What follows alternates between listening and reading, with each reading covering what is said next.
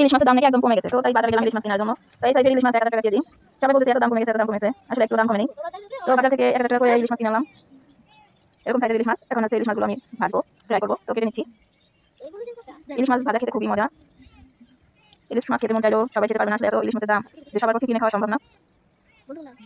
আসলে YouTube, Facebook বিভিন্ন মাধ্যমে সবই ভুয়া খবর দেখায় যে ইলিশ মাছের দাম কমে গেছে, ইলিশ মাছের দাম কমেছে, কিন্তু আসলে ইলিশ মাছের দাম একদমই কমেনি। গত বছর থেকে এবছর দাম একটু বেশি তুলনামূলক, তাই সবার পক্ষে ইলিশ মাছ কিনে খাওয়া সম্ভব না। তো আমি ইলিশ মাছ কেটে নিয়েছি, ধুয়ে নিয়েছি, আর এখন হচ্ছে হলুদ মরিচের গুঁড়ো আর লবণ দিয়ে মেখে নিয়েছি, আর সরিষা তেল দিয়েছি মাখার জন্য। সরিষার তেল দিলে ইলিশ মাছ ভাজা খেতে খুব মজা হয়। মশলা ভালোভাবে মেখে নিচ্ছি, এভাবে মশলা মাখিয়ে কিছু সময় রেখে দেবো। তারপর আমি মাছগুলো কড়াই ফ্রাই করে নেবো, সরিষা তেল দিয়ে ফ্রাই করে নেবো, তাহলে খেতে আরও বেশি মজা হবে। ইলিশ মাছ সবাই প্রিয় একটা মাছ, আমার পছন্দের একটা মাছ ইলিশ মাছ। আর ইলিশ মাছ ভাজা হলে তো আর কিছুই লাগে না। তো আজকে ইলিশ মাছ আমার ভাজা হয়ে যাচ্ছে, এভাবে আমি একদম মতো করে লাল লাল করে ভেজে নেবো।